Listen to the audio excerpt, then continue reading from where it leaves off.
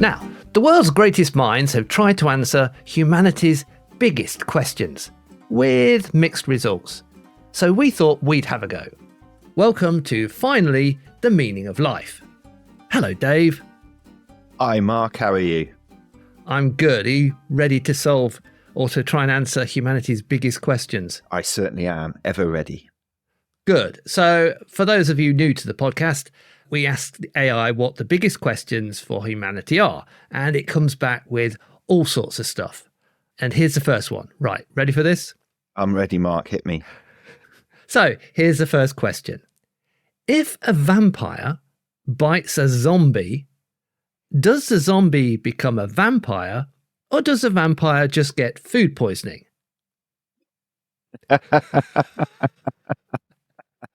Well, that certainly is an important question. We could upset vampires, or we could upset zombies, and one of them will go after us. Yeah, we'll get cancelled. We'll be cancelled in the vampire and or zombie community. Yeah, because we're quite big with zombies.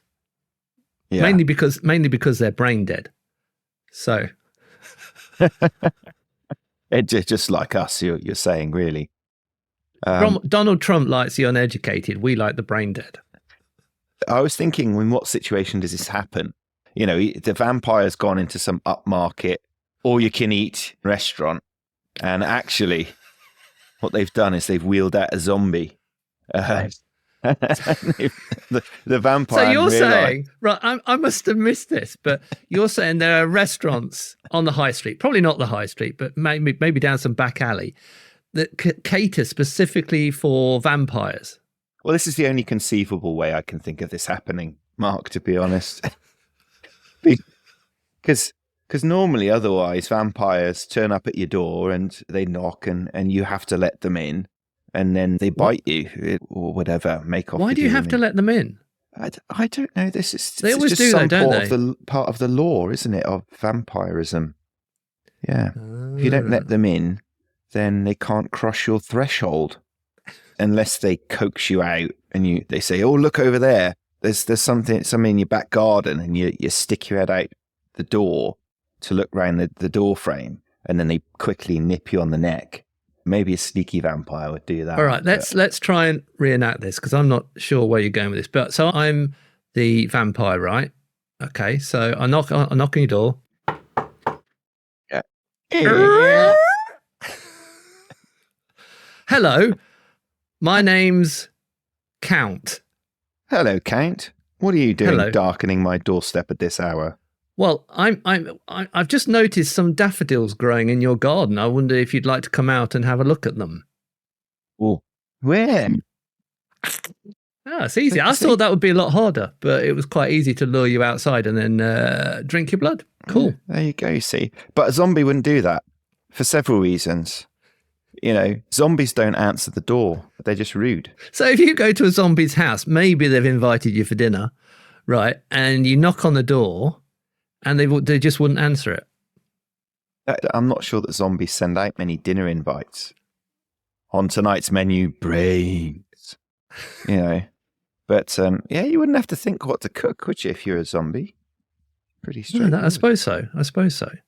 But yeah, I think you're losing the point. We're trying to work out how and why a vampire's bit a zombie in the first place. Because if we understand the premise, the situation, then we might be able to work out whether they become a super zombie vampire person, or if they just get food poisoning. Hello. Right. Hello. It's Count again. Hello, Count. But this time you're a zombie. Right? That's better. Hello, I've come for dinner. That's my best zombie impression. For those of people listening, Dave just tried to do the zombie impression, except he looked like he was trying to do the doggy paddle in a swimming pool. So it's not scaring me being the vampire. So I'm going to walk in, right? There are mitigating circumstances. I'm too close to the camera. I can't extend my arm. This is how Tyrannosaurus Rex would turn into a zombie. Hence the reason why you don't find any zombies with video podcasts. That's the reason. They can't get close enough to the mic because the arms are extended. Who knew? Who knew? We've answered another of humanity's greatest questions there. Hello, who's there? It's the Count again. You haven't let me in. You invited me for dinner, and you seem to have lost your zombie voice. Come in. Do they actually speak? I don't know. It depends which season of Walking Dead you're on, to be honest. Okay. They start kind of mumbling and whispering later on. Okay. Right, I'm walking in. Here we go. Right, what's for dinner? Brains. I'd prefer blood, actually. Brains. Oh, it's not great with the conversation. I think what we've established already in this is that you don't want to go for dinner with a zombie, not because they might, do something to you, but they're really crap at conversation. And this is why, Mark, I think it's much more likely that the vampire's gone to some restaurant somewhere and has been served a dodgy human that is actually a zombie. Oh, okay. We're in a restaurant where they now. normally serve humans, Ah, good evening, sir. You must be the Count. We have your table ready over here. Fantastic. So, yes, I ordered a table for one. Right. Can you give me a menu, please? Here it is. We have a delectable selection for you today. I'll have the zombie. No, we don't serve zombies here, sir. Oh, what? You promised me zombie if I came to this restaurant. Vampires don't bite zombies. You've established this earlier. Well, we can't answer the question then, can we? Look. Imagine what the AI is going to do to us if we go back and say, so the question was, if a vampire bites a zombie, does the zombie become a vampire? Does the vampire just get food poisoning? Sorry, AI, we just can't answer that because never the two would meet. Is that what you're saying? Let me explain this to you, Mark, like a 5-year-old. So you're going to explain it like a 5-year-old? Yeah. Because I'm a 5-year-old. Explain it to a 5-year-old, I should say. Oh, so what happens, Daddy? This is Daddy. What happens. We're back to that bloody football. It is, isn't it? Daddy, I'm going to be a footballer, aren't I? Are you going to be a bloody zombie? Daddy, if a vampire becomes a zombie, does a zombie become a vampire? Does a vampire just get food poisoning, Daddy? Right. So anyway, this is what's happened. So you've given your order. I said, so you've taken the 20-year-old female. Very good, sir. Right. So now the waiter's gone into the back, into the sort of kitchen. Yeah. Which obviously in a vampire restaurant for humans is more like some sort of holding pen or, with cattle prods. Exactly. Yeah. And, the vampire waiter's gone in and said the Count's ordered the 20-year-old female. So they've gone out the back. Yeah. And, fresh meat. Exactly, fresh meat. They start to take one out. Yeah. And the waiter's saying, well, that one looks a little bit funny. They look a little bit lethargic. And then the chef said, well, they were pretty easy to catch. I just thought maybe she was tired. It was the middle of the night, when I snatched her. And then the waiter's, you can't serve him that. And then the boss comes in and says, just get her out there. She'll be all right. And then the reason is, what's happened is she was actually bitten by a zombie and she was feeling a bit under the weather, which is why she was so easy to catch by the vampire chef stroke human body catchers. And so they've then dragged her out. The vampire restaurant owner, being tight, he's got to make ends meet as well. So he's not going to go out and hunt another female to serve to the Count. They've brought her out, and the vampire's had one bite. He's like, oh, bloody hell, this human's off. So, because the human's now a zombie. So the vampire's bitten the zombie. Hold on. Now, I've heard, like I say, I don't know much about zombies, but I've heard that zombies are quite aggressive. She's going to lunge at me. Oh, that's a good point. It must have been just a very unfortunate moment of turning. Not just going to passively walk up to me and to be served on a plate or something. I don't know. I've not been to one to see it happen. Your attempt to explain this to a 5-year-old is just been a disaster. I'm more confused now than when you started to explain it, basically. And this is my problem with both vampires and zombies. Everybody seems to make up all the rules. So I think you're right. I don't think we can answer this question because, I mean, vampires are meant to live forever. Zombies are already dead. Who's going to harm who? Exactly. So that's our answer for that one then. So if a vampire bites a zombie, does a zombie become a vampire or does a vampire just get food poisoning?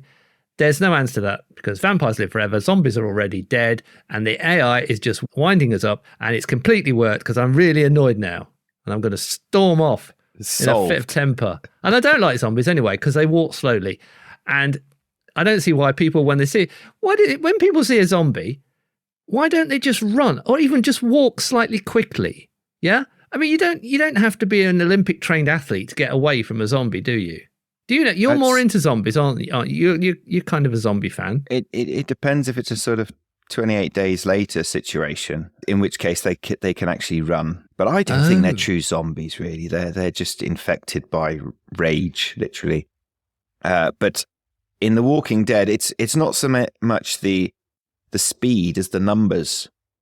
Because when you think there's 8 billion people on the planet, if half of them are zombies, that's a lot of people to dodge. So you might stride away from one only to walk into another. That's the problem. It was hiding around the corner. Hold on. Yeah, I'm letting you get away with this far too easily, right?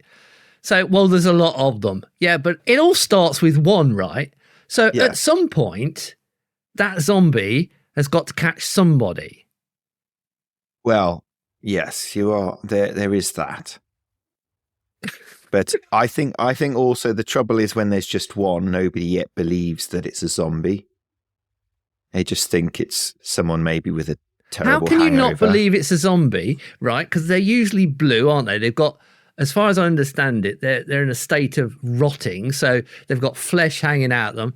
They're walking like they're trying to do the doggy paddle in the local swimming pool.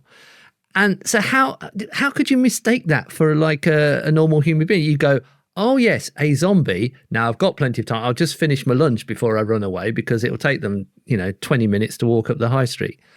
Well, I think, Mark, you need to read up on your zombie lore because, you're thinking of the classic rise from the grave zombie.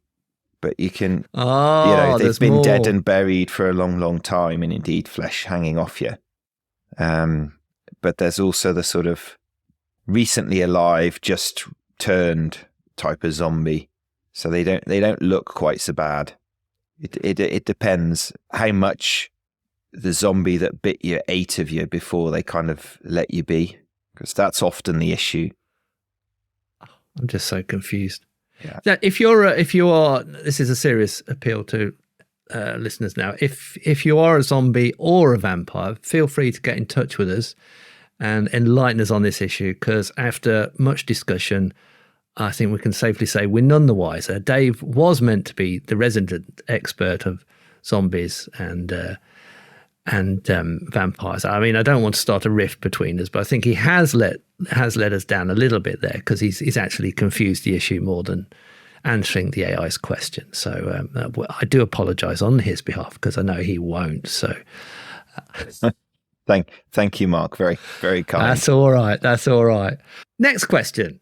From the AI, is happiness the ultimate goal of life, or is there something more meaningful to strive for?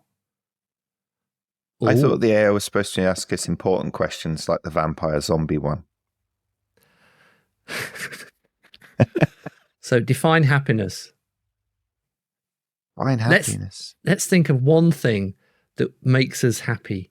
I'm really simple because for me, if you give me a cup of coffee and a croissant in the morning, I'm just ecstatic. I run around like a little 5-year-old celebrating.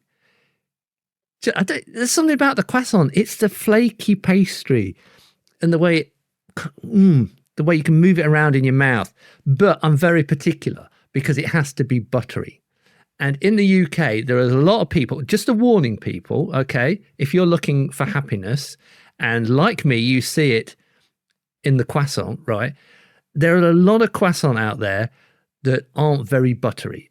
And if your croissant isn't buttery, isn't full of butter, then forget it. You can go from being really happy because the croissant's coming towards you and you're getting really happy, to ultimate misery because you taste it and there's not enough butter in the croissant? Well, I think there we've answered and solved the question, Mark. Happiness is a buttery croissant. Exact. That is the ultimate goal in life. But you've missed the true depth of my answer there, because it's not you to have depth, Mark. It's not like me to have depth. I'm surprising myself here. So you could be happy. So the croissant is coming towards you, and I'm on the verge of nirvana here or something. But then you taste it, and it's touch and go. You're either going to achieve the ultimate goal in life, you're going to be happy, or you're going to be absolutely miserable because there's not enough butter in your croissant. Well, that's why I said buttery croissant is happiness. But apparently common treatment for depression as well is just expressing gratefulness for what you have. So in that situation, yes, your croissant might not be buttery enough, but hey, you've still got a croissant. And a lot of people would love to have that croissant. Stop. You're missing the whole. Are you deliberately misunderstanding me? Because you're not listening to me. I mean, this happens sometimes. Buttery. I mean, it's got. That'd be great. You don't sit there, you taste your first mouthful of croissant, and there's virtually no butter in it because they're trying to cut costs or whatever, and you just got a flaky dough. You don't go, "Oh, I'm so grateful." You do not say you're grateful for that. This is like when that vampire bit, that zombie. He's going, what the fuck is this? How dare you? I was looking forward to my nice buttery human, and now I'm here biting a flaky zombie.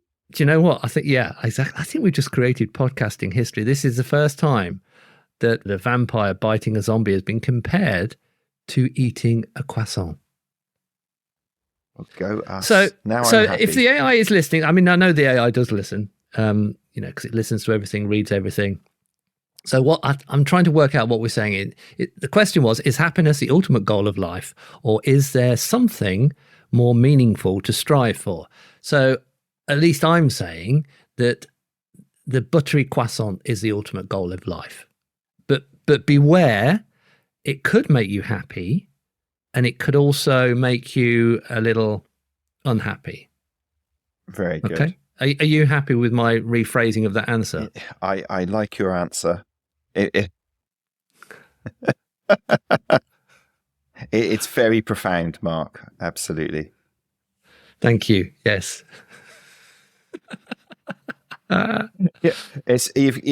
You've got me thinking that actually you're Forrest Gump in disguise, aren't you? Life is a buttery croissant. Some would say not much of a disguise. Yeah. I think zombies. You were telling me before you were likened to Hugh Grant, but you must have got that. Are you Forrest Gump? Especially when you opened your mouth. It would be more appropriate. Yeah, definitely agree with that. Oh, Forrest. Right. Well, yeah, I mean, Forrest, he would have the advantage of never being caught by a zombie because he ran around the world, didn't he? Well, yeah, and he could. Didn't he start running towards the touchdown line in an American football game, and then and he just kept running because he didn't realize you had to stop. Yeah, and ran around the world.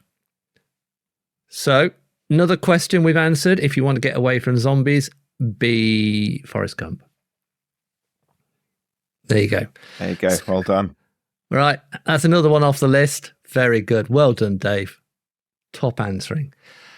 So the next question from the AI. Are we shaped more by the experiences we choose or by the ones that happen to us? This is a tricky one. You see, the AI was totally trying to throw us with the vampire and zombie question. Yeah, this is quite serious. It's two serious ones. Well, I'm having trouble with this one simply because if I answer it truthfully, I might upset someone.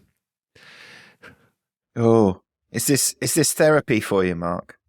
Oh yeah, this whole podcast is therapy. It's just that you're such a shit therapist that it's not really doing me much good. Or maybe you should lie down. So are we shaped more by the experiences we choose or by the ones that happen to us?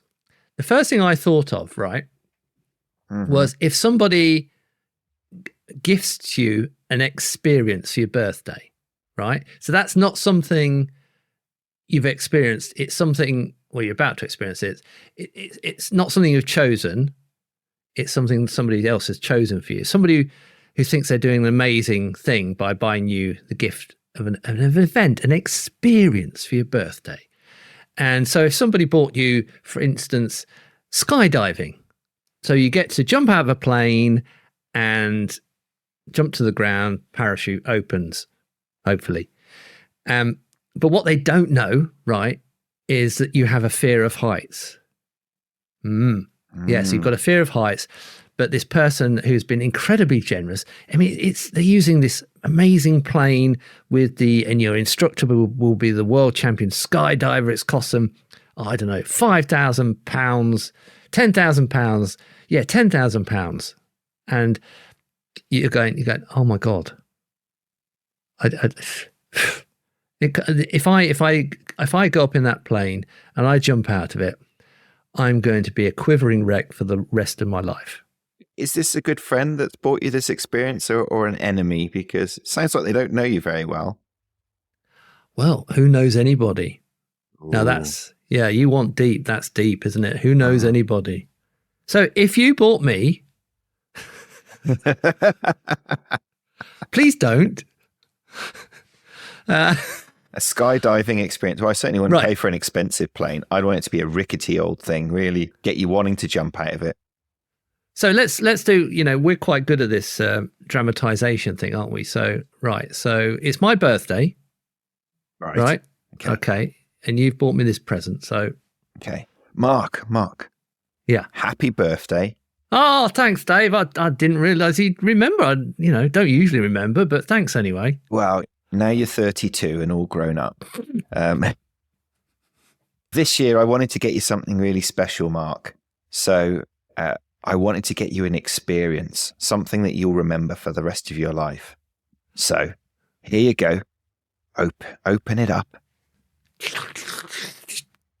Oh, it's a skydiving experience. Absolutely. And not just any skydiving experience. Yeah. It's got the fanciest plane you can possibly get. You'll get to eat a lovely dinner on the way up. And you're going to be jumping out with the world champion skydiver. Well, to start with, I don't think the dinner's a good idea, is it? I mean, because that dinner's going to end up on the tail fin to start with as soon as I get chucked out. Right, thanks, Dave. That's really nice. When's it for? I can choose my own date, can I? You can choose your own date. The voucher's only valid for 12 months, though. Okay, all right. And I'm expecting photos. Oh my goodness! I had a get out then. I thought I'll see you. I'm a bit busy this year. See you in 2026.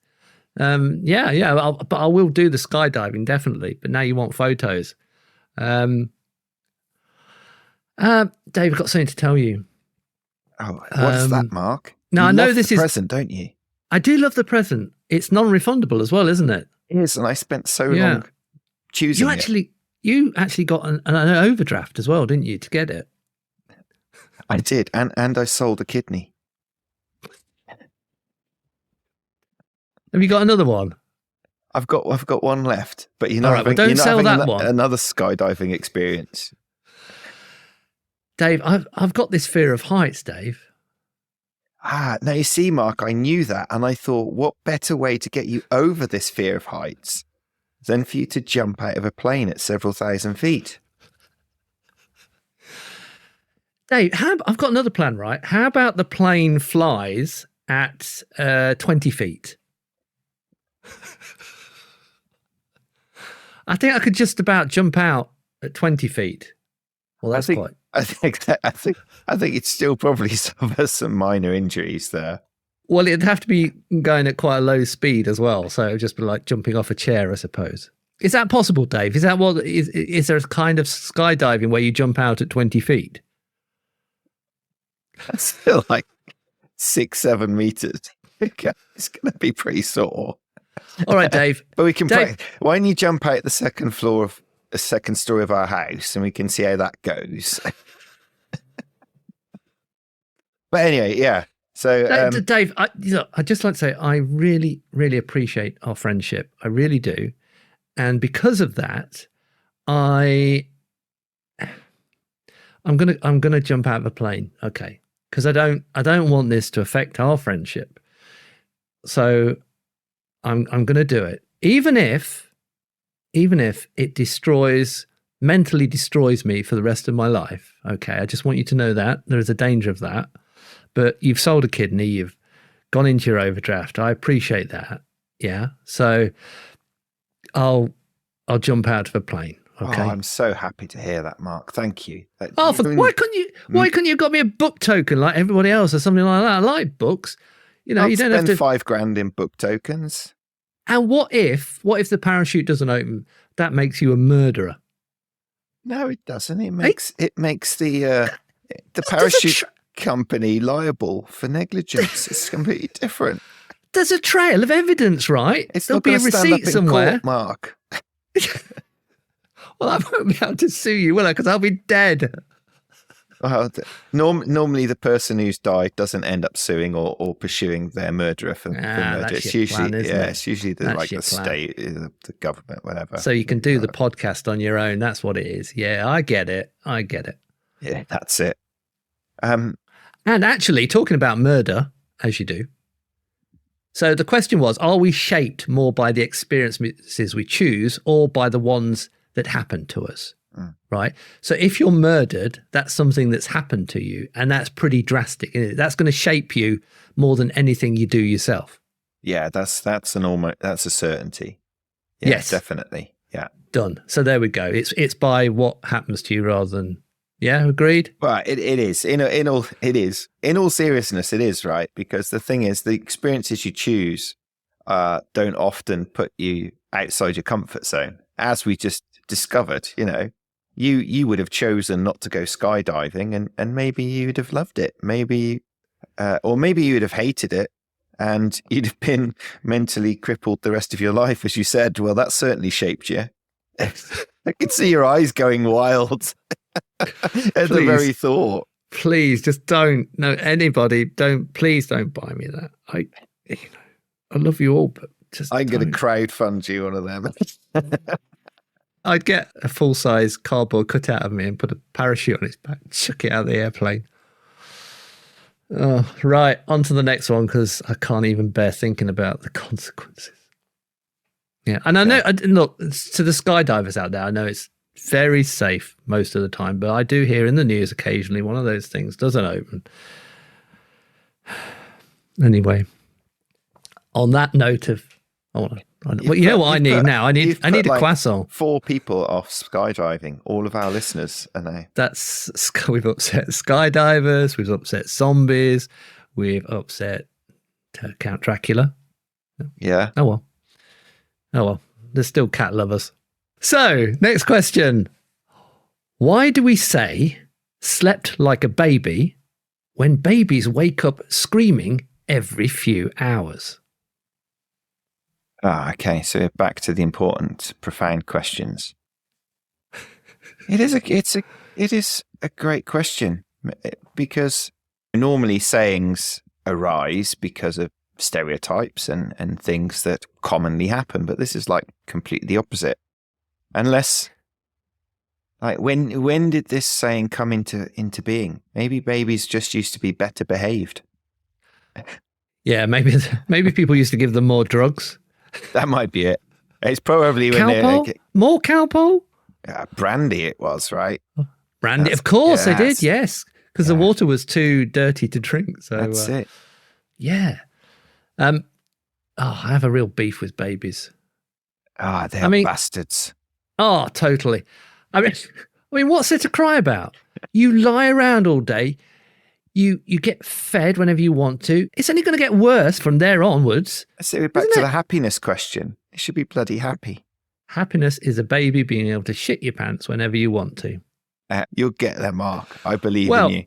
if I get the skydiving present, it'll happen sooner than you think. So I guess they do it because, who knows? Because you can't even interview a baby, can you? Can you imagine? Oh, actually, we should try, right? Okay. Do you want to be the interviewer or the baby? Neither. What are we interviewing this baby about? I'm a bit... Obviously, we're not totally qualified to answer this question. Well, I'm going to interview the baby then. Oh, good. Yeah, because I know you like doing child voices. If listeners, if you want to, this podcast is about to descend into some kind of complete madness and absurdity that even we haven't reached yet. But so the question was, how do we say slept like a baby when babies wake up screaming every few hours? And Dave is now about to interview a baby to find why he does a lot of screaming. Okay. Yeah, good morning, Mr. Baby. So, how did you sleep last night?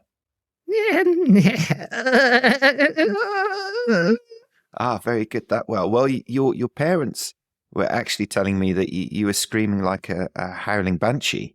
What do you have to say to that? Oh, God, I dribbled. He even added the dribble. He even dribbled. This man is a method actor. Oh my, Mark, I didn't realize you had such thespian talents.